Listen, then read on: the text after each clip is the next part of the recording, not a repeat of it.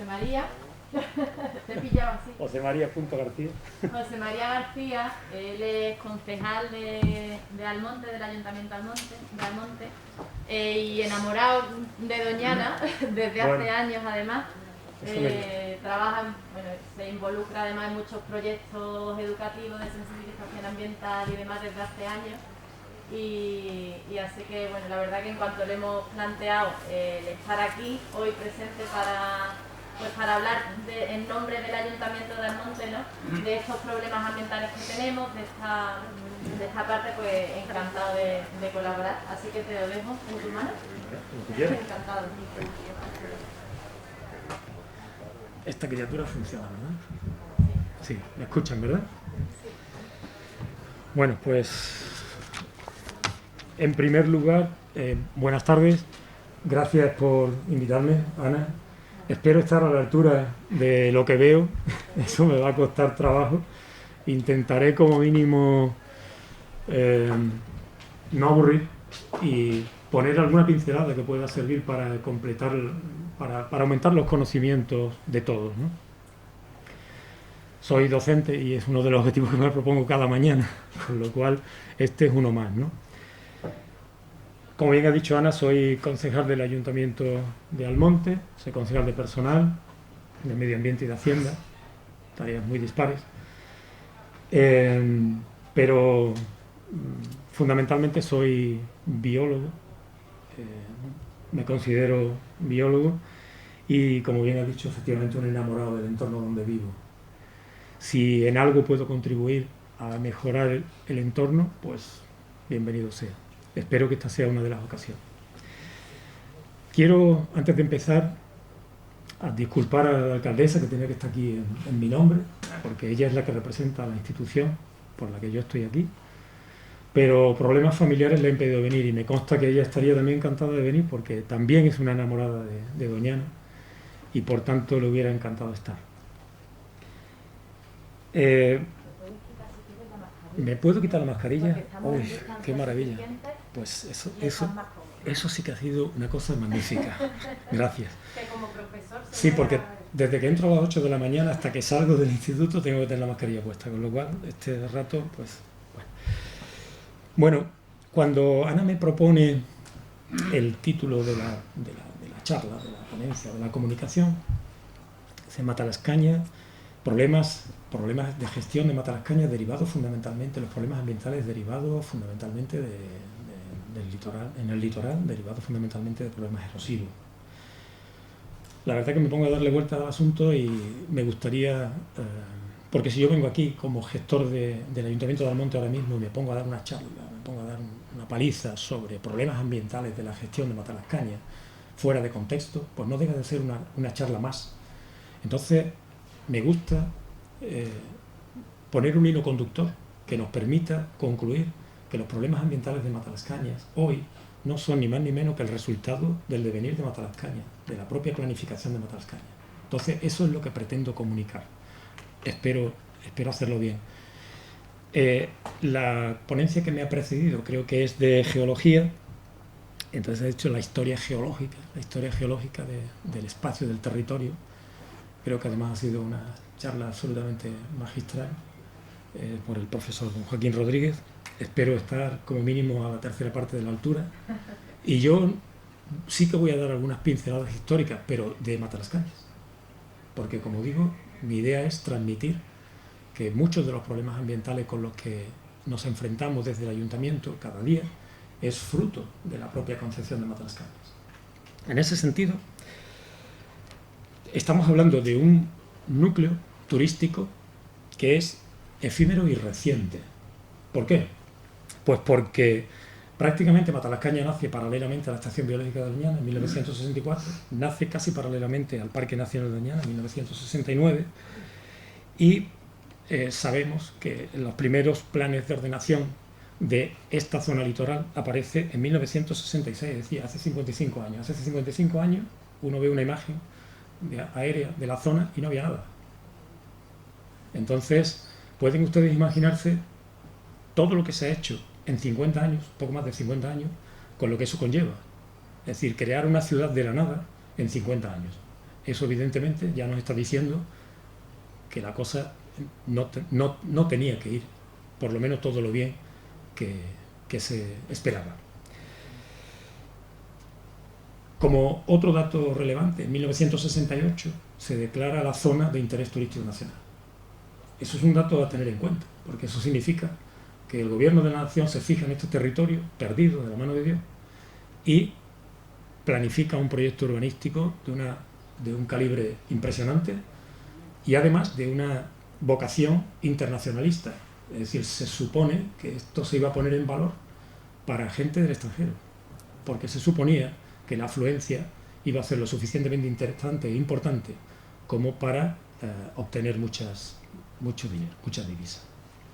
En ese contexto que nos encontramos, ¿qué había en Matalascaña hace 60, 70 años? Y lo que había es lo que había repartido por la provincia, por la costa de Huelva, los 120 kilómetros de costa de Huelva aproximadamente.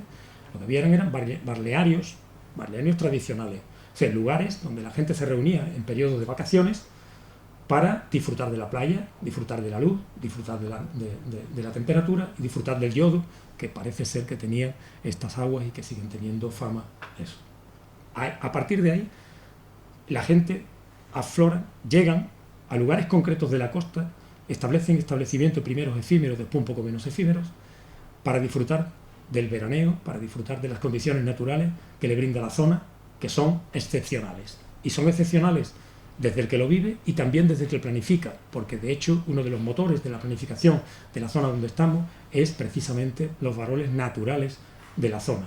Uno venía aquí a disfrutar de las dunas, a disfrutar de las condiciones de la playa y a disfrutar del paraje natural que ofrecía el entonces Coto de Doñana.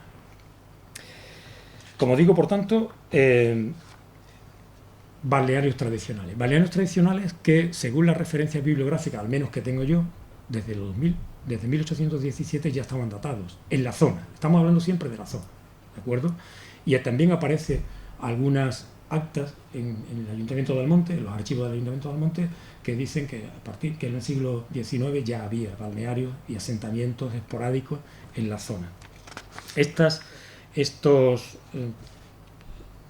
Perdón, voy a darle esto.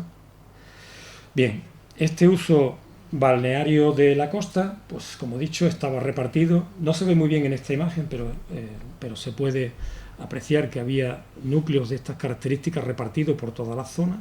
Concretamente en la zona del municipio de Almonte había 3 núcleos de estas características, uno que se llamaba Las Atarazanas, que estaba en la zona más occidental, y luego Torre la Higuera y Matalascañas, cada uno con características propias.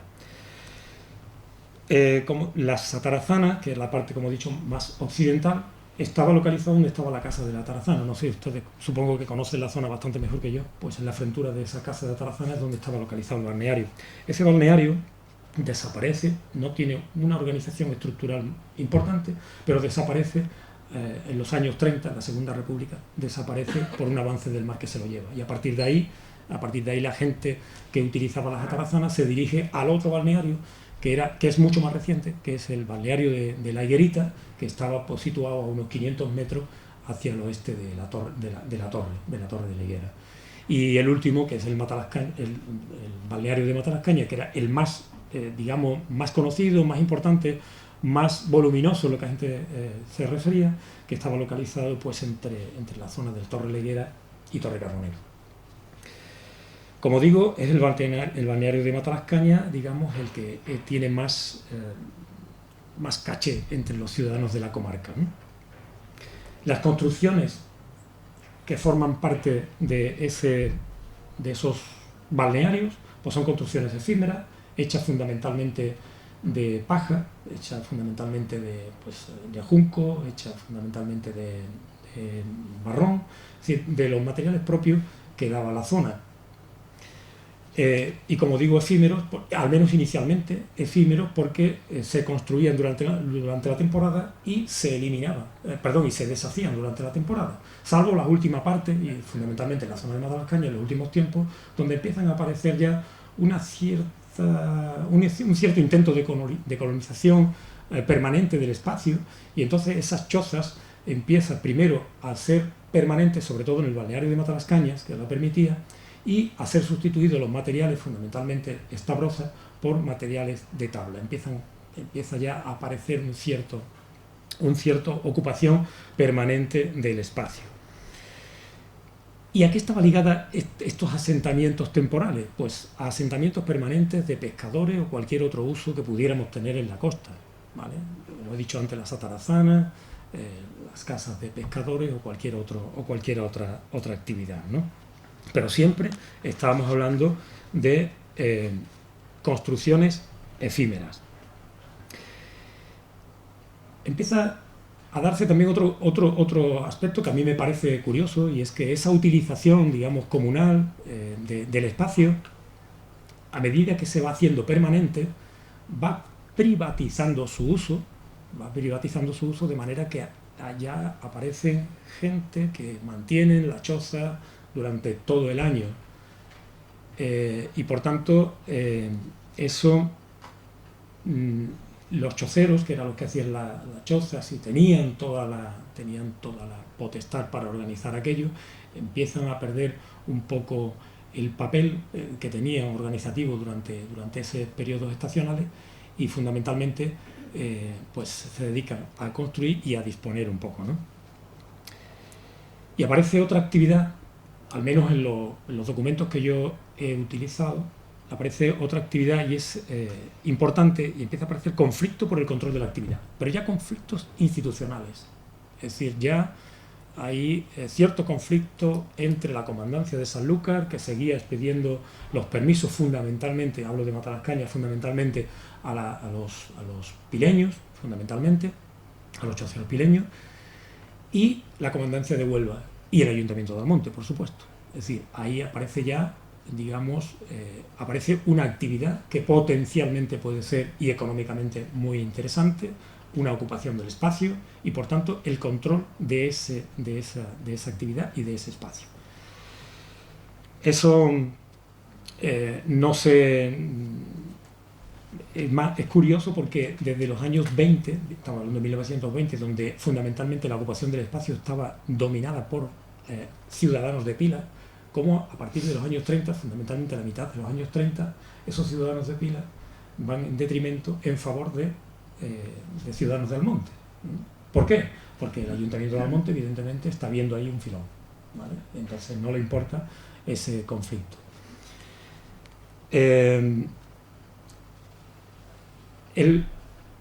La estructura organizativa de estos balnearios tradicionales, como digo, son efímeras, pero hay de hecho, en los archivos municipales aparece cómo se tienen que estructurar estos balnearios y cómo se tienen que organizar socialmente. Es curioso porque se nombra, en el caso de Matalascañas y en el caso de Atarazana, se nombra alcaldes pedáneos. Es decir, la figura de una autoridad que te va poniendo orden allí. Pero también hay una estructura organizativa. De hecho, Matalascañas, la zona más oriental, Matalascañas, el balneario de Matalascañas, es un balneario que ocupa casi una extensión de 1,5 kilómetros, divididos en 3 hileras y separados cortafuegos, una organización estructural importante. En cambio, en Atarazana solamente hay una fila, quizás probablemente porque el espacio de Matalascañas te permitía esa aglomeración de gente y esa estructura en 3 hileras, cosa que no te permitía el balneario de Atarazana. Pero la realidad es que el balneario de Matalascañas ocupaba más extensión y sobre todo era mucho más popular. Estamos hablando de que en los años 20 ya había más de 5.000 personas, los años 20-30, más de 5.000 personas veraneando en el espacio, ¿no? Claro, eso son muchas personas y necesitaban de esa infraestructura y esa organización estructural y también social, ¿no? Esa ocupación del espacio y también unas mínimas normas, ¿no? Y allí pues había pues, repartidores de alimentos, los pozos, como sabéis, se hacían los pozos en las zonas cercanas a la duna para obtener agua dulce, en fin, que había toda había hasta carniceros oficiales, estoy intentando recordar algunas cosas, ¿no? Carniceros oficiales que se nombraban desde el ayuntamiento, en este caso el Ayuntamiento del Monte, ¿no? Por tanto, vemos ya como en esa incipiente aparición de esa actividad ya empieza a haber primero un intento por controlar ese recurso futuro que se preveía, ¿no? Y un intento organizativo por parte fundamentalmente del Ayuntamiento de Almonte, sobre todo porque está en su término municipal, a pesar de que la actividad, digamos, le llega como añadida, porque como pionero podríamos localizar a otros ciudadanos de otros municipios, fundamentalmente ciudadanos de Pilas, ¿no? Vamos a darle a esta criatura.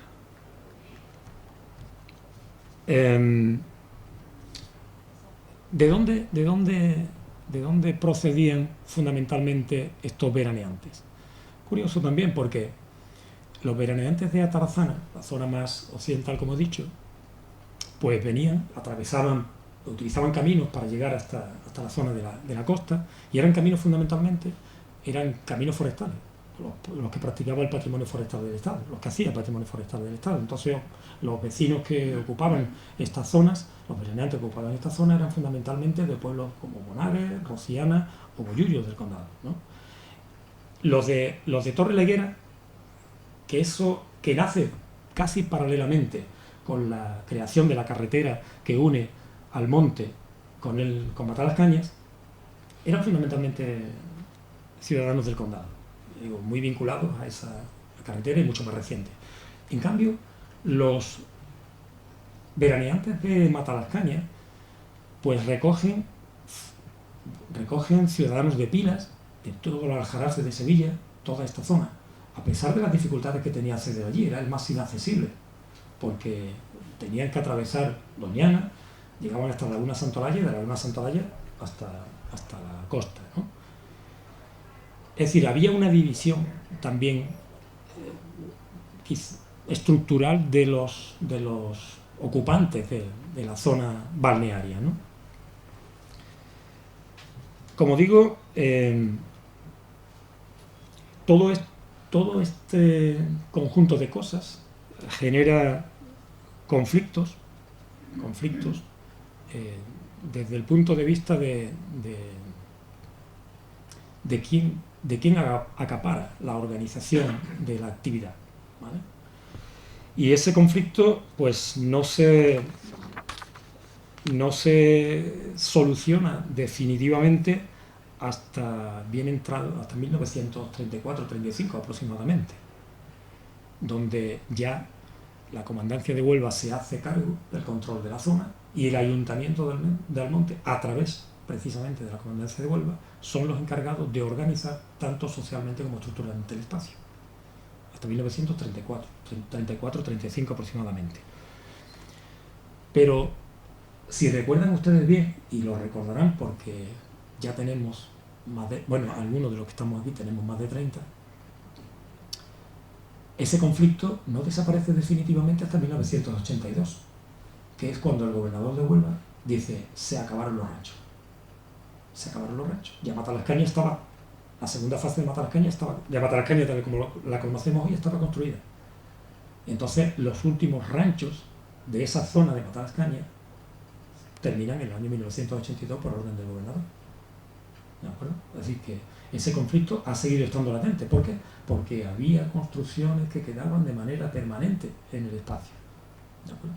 Eso ya provocaba, y además recuerdo perfectamente la noticia en los diarios, ya provocaba algunos problemas de salud importantes, con lo cual el devenir estaba claro que es lo que era. Primero, también había ya construida la urbanización al lado, no había mucho sentido en mantener esas construcciones de carácter efímero, ¿no? El esquema que se repite, digo se repite porque tuve la oportunidad de hacer un pequeño estudio también relacionado con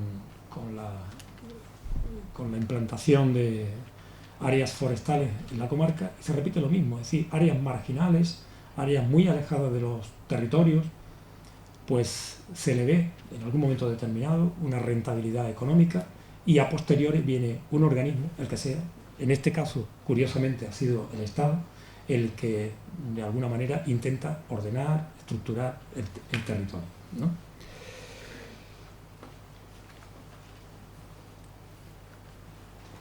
Esto no lo he puesto yo.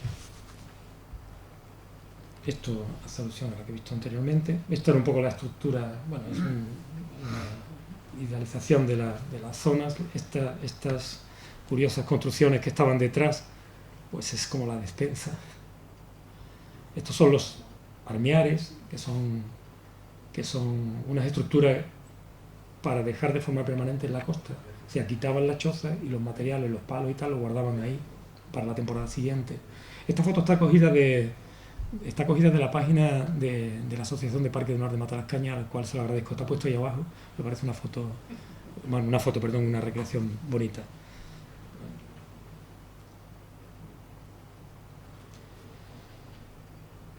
Bueno, ¿y cómo pasamos de esta utilización efímera del territorio a la urbanización de Matalascañas, ¿no?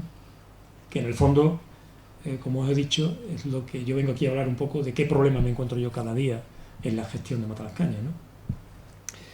Pues lo saben ustedes mejor que yo.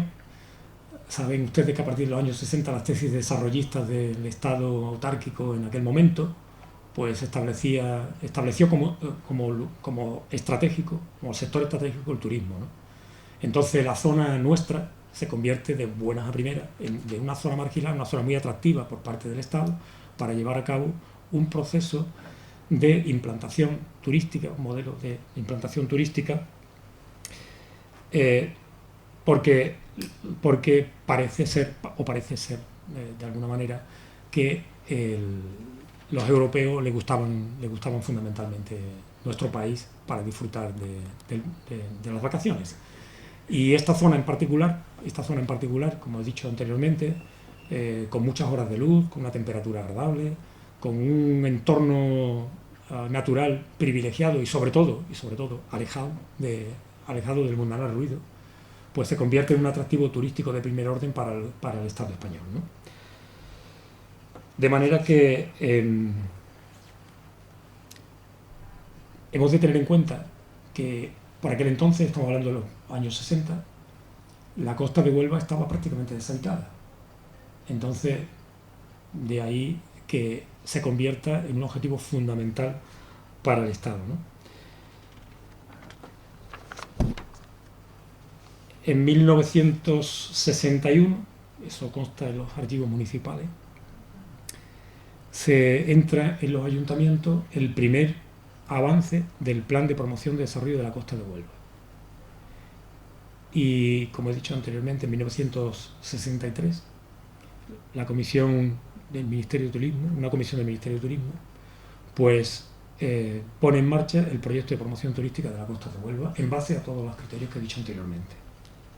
A partir de ahí se sucede una serie de hechos que desemboca en lo que tenemos actualmente. Este proyecto, las ventajas que se esgrime desde el Estado es, como he dicho, las condiciones naturales que tiene, que se pone siempre en valor, pero se contempla la promoción turística de Huelva tiene algunos inconvenientes, como digo, en aquel momento, ¿no? Uno era la inaccesibilidad a la costa. He dicho anteriormente que los balnearios se acceden a través de caminos, muchos de ellos forestales, o caminos locales de las poblaciones del entorno. No había, por tanto, vías de comunicación, estaba mal comunicado la playa con el resto de los núcleos de población, y tampoco no había instalaciones hoteleras, evidentemente, en la época, ni tampoco había muchos recursos financieros que pudieran poner en valor proyectos de estas características, ¿no? Pero, curiosamente, para el Estado entonces, uno de los principales inconvenientes era que la mayoría de los terrenos eran de carácter público. Inconveniente desde el punto de vista porque los promotores tendría que ser precisamente la administración. Pero, curiosamente, esa variable en la zona en la que estamos, es decir, en la zona de Doñana, no se da. Porque, curiosamente, aquí la mayor parte de esa costa en aquel entonces era privada. Por tanto, el origen de Matalascañas tenemos que buscarlo en una promoción privada. ¿De acuerdo? Entonces, lo que se hace es prever un proyecto de construcción urbanística con un montón de plazas hoteleras, más de 300.000 plazas hoteleras, que se prevén inicialmente que realmente nunca llegan a cumplirse los plazos, ¿no? De hecho, en el año, esto es al final de los 60, y en el año 1972, de estas 350.000 plazas que se preveían, solamente hay no llega a 40, no llega a 40.000. Sin embargo, como he dicho anteriormente, hay dos núcleos de población fundamentalmente, uno en la zona que estamos, uno en Almonte y otro en Mazagú, que se declaran de interés turístico nacional. Por tanto, a partir de ahí empieza realmente el volumen constructivo de toda la zona, ¿no? Y concretamente, en la zona en la que estamos, en la zona de Almonte, ¿no? En la zona de Almonte, el proyecto más atractivo, porque, no sé si he puesto, aquí había una serie de lugares, no sé si se ve en la diapositiva, si yo señalo, he hablado, no puedo significarla, no sé si hay, da igual, ¿esto es un puntero? Vale. ¿El botón rojo? ¿El botón rojo dónde está? Sí, perdón Ana. Bien, ¿veis? Estos son los núcleos balnearios tradicionales, pero en la zona nuestra estaba Torrelavega, Matalascañas, exactamente, ¿vale? Esta zona de aquí, Matalascañas, y este núcleo pequeñito de aquí, que luego daré una pincelada, que es Marisnillas. Estos tres núcleos tenían una cierta vocación. Bueno, pues, en principio,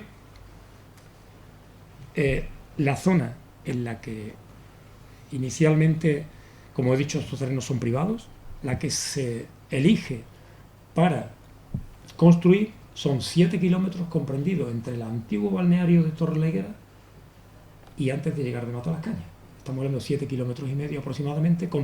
Es un rectángulo comprendido entre la línea de costa, esos 7 kilómetros, y la carretera norte, que por entonces ya estaba el Parque Nacional de Doñana. Por tanto, lo que se va a construir está encajonado en esas dos grandes vías. Eso ya va a determinar urbanísticamente lo que vamos a encontrar dentro, a nivel de acceso y a nivel de todo lo demás, ¿vale?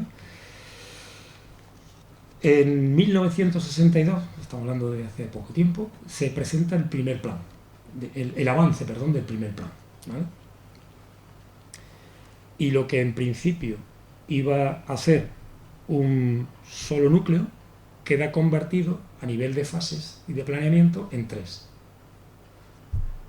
Torrelavega y Caño Guerrero y Matalascañas en último lugar, ¿vale? El primer plan Torrelavega y Matalascañas se presenta en 1966, 50 y tantos años, 50 y pocos años, ¿vale? Y la promotora es los dueños del terreno. Perfecto, los dueños del terreno, ¿vale? Por tanto, era la empresa Playas del Coto de Doñana, que luego más tarde fue esta, ¿de acuerdo? En 1974 se aprueba la reforma del plan. ¿Por qué? Porque por estas fechas, 1978, debemos de recordar que aparece la ley de Doñana, esto lo saben mejor que yo. Y parte de los terrenos de Matalascañas estaban incluidos en lo que era la antigua, no llegaba exactamente a tanto, la antigua estación balnearia, pero sobre todo terrenos que estaban en el interior del espacio natural. Y ahí aparece un conflicto a nivel incluso ministerial entre la ocupación del espacio y la vocación naturalista de la zona. Afortunadamente gana la vocación naturalista de la zona. Pero estamos hablando de hace 39 años, ¿vale? Pocos años. Y es que, 39 años, estamos hablando de 50 años. Bien, pues esos planes que intentan, primero, fasearlo y organizar, planear, construir Matalascañas, La Higuerita y Caño Guerrero, pues acaban como acaban. Ahí no me voy a meter porque todos ustedes conocen la zona. Evidentemente, al principio se plantea como una urbanización elitista, respetando las zonas verdes, sobre todo teniendo en cuenta que en 1964 aparece la Estación Biológica de Doñana y los promotores, que tenían una cierta vocación naturalista, pues evidentemente digamos que se asesoran de la Estación Biológica de Doñana para intentar reproducir una urbanización de descanso, de élite, con calles sin salidas, con chalet grandes, parcelas grandes, donde la visión a la playa siempre se producía desde el interior. Por tanto, esa primera visión se reforma en planes posteriores cuando los propios promotores se dan cuenta, y es una manera muy fácil de hablar, pero me lo van a permitir, se dan cuenta de que hay otra forma de ganar más dinero. Entonces se modifican los planes iniciales y la urbanización Torrelavega, Caño Guerrero, que está convertido en lo que ustedes y yo pues conocemos hoy, ¿no? No tiene nada que ver con esa planificación, al menos no tiene nada que ver con esa primera planificación inicial. Como decía, ha habido otros intentos urbanísticos. Esta zona de aquí, que es la zona de Marismilla, que también es una zona privada, en el Parque Nacional de Doñana, pues se intenta también hacer ahí un proyecto de urbanización también elitista, ¿vale? Lo que pasa es que ya estaba el Parque Nacional de Doñana, ya ejercía una presión lo suficientemente interesante como para que eso pues no se llevara a efecto. Pero los propietarios intentan permutar esos terrenos por otros terrenos donde se podía urbanizar. Ese proyecto, estoy hablando, no me voy a meter en berenjenales, ese proyecto es Costa Doñana, del que todos ustedes conocen y que algunos participamos en aquellas movilizaciones, los que tenemos más de 30 años. Bueno, eso evidentemente a nivel municipal, recuerden ustedes que se produjo un verdadero problema porque la corporación municipal apostaba por ese proyecto y fue precisamente las protestas tanto de grupos ecologistas como de la propia presión de organizaciones conservacionistas la que un poco dan al traste con aquel proyecto urbanístico, ¿no?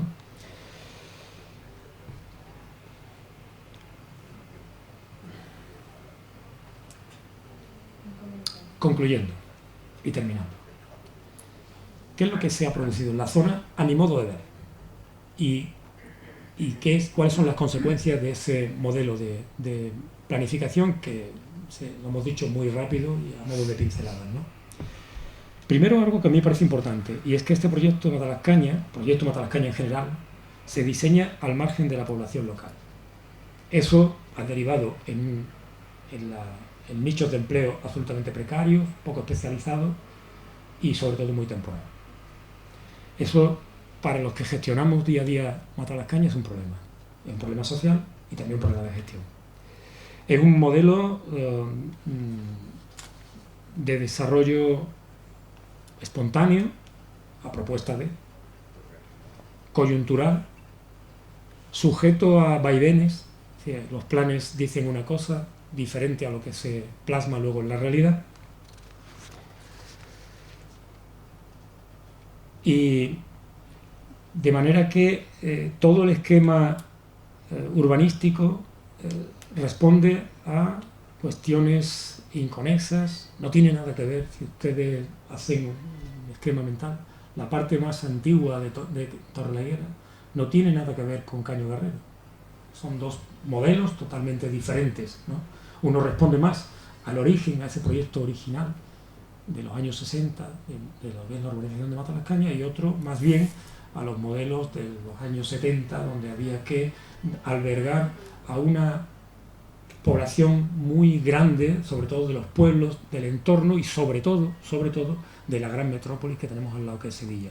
Y consecuencias de ese momento es la construcción, que nunca se hizo, digo afortunadamente, la construcción de una autopista que uniera Sevilla con Matalascaña, de una autopista que hubiera Huelva con Matalascaña, que afortunadamente eso no se hizo, pero estaba el problema. Lo cierto es que el modelo inicial pues no se cumple tampoco, ¿no?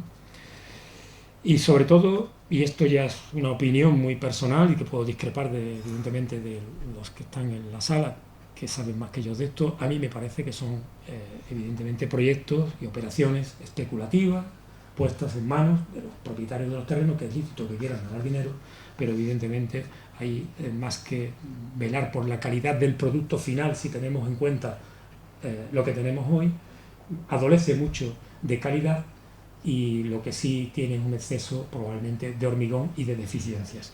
¿Y esas deficiencias en qué se ha traducido? Para un individuo como yo, que tiene que gestionar el Ayuntamiento de Almonte y por tanto Matalascaña, pues en lo que vemos todos los años, evidentemente. ¿Qué vemos todos los años? vemos una playa que avanza, consecuencias de lo que sea, pero entre otras cosas, una de esas consecuencias es que se ha construido muy cerca de la línea de costa. Y eso tuvimos oportunidad de decidirlo en su momento, pero no lo hicimos bien, al menos si tenemos en cuenta las consecuencias de hoy, ¿no? ¿Por qué? Se dejan las escolleras, se elimina una gran cantidad de arena de la playa con los problemas que eso acarrea, tanto de gestión como de opinión pública, de movilizaciones ciudadanas. Se dejan las estructuras al descubierto, se rompe el paseo marítimo cada 4 o 5 años, a veces por tramos pequeños, a veces por tramos muy grandes, pero eso acarrea graves problemas de gestión, como pueden ver en estas 2 diapositivas que son del último temporal. Esa concepción inicial de grandes parcelas, eso no se ha respetado en la actualidad. Esas grandes parcelas donde antes iba una vivienda se ha convertido en 4 o en 5, con lo cual ha multiplicado por X el número de visitantes de Matalascañas, y eso significa que la infraestructura que se hizo en su día no es la adecuada para albergar esa población. Y eso, evidentemente, estarán ustedes de acuerdo conmigo, que acarrean problemas de gestión diario, sobre todo en periodos de máxima afluencia, que suele ser pues los meses de segunda quincena de julio y la primera de agosto, ¿no? Eso es ni más ni menos consecuencia de lo anterior. Hay infinidad de construcciones AFO, es decir, fuera de ordenación. Eso es un problema que todavía la administración local no ha sabido dar respuesta, y que alguna vez tendremos que dar respuesta, porque hay muchas construcciones fuera de ordenación. Y consecuencia también, o alguna consecuencia social indirecta o directa, por decirlo de alguna manera, es la altísima temporalidad. Es decir, lo que se planifica inicialmente, esa playa con una gran cantidad de servicios, no he querido cansarle, pero iba a campos de golf, iba en heliopuertos, en fin, lo que es la concepción de un lugar elitista, que no es que yo lo esté defendiendo, simplemente estoy analizando consecuencias, pues la verdad que se traduce en otra cosa totalmente diferente, y una población inicialmente, o una mano de obra inicialmente, si no muy cualificada, al menos relativamente cualificada, da paso a una altísima temporalidad con una población muy poco cualificada, que es lo que tenemos hoy en Matalascañas. Es decir, tenemos un espacio que genera durante 3 meses una gran cantidad de dinero, pero que realmente ese dinero no se traduce en una riqueza estructural para los habitantes de la zona. Y entiendo que eso no es ni más ni menos que pues el fruto de esa planificación, del resultado precisamente de Matalascañas anteriormente. El futuro, yo no sé cuál será el futuro, pero indiscutiblemente el futuro tendría que pasar por decidir qué modelo de Matalascañas queremos, y hacer una urbanización lo más sostenible posible, entendiendo la sostenibilidad como equilibrio entre lo ambiental, lo social y lo económico. Eso es fácil de decirlo. Hoy, para mí, como gestor del ayuntamiento, es enormemente complicado, pero indiscutiblemente está claro que estos problemas derivados, desde mi punto de vista, de esa planificación inicial, son problemas estructurales hoy en el municipio de Matalascañas, y evidentemente, sea el gestor que sea, tarde o temprano tendremos que darle solución a esto de aquí. Por lo demás, me he pasado mucho, Ana. Un poquito, doy las gracias por su atención y espero no haberle aburrido mucho. Gracias.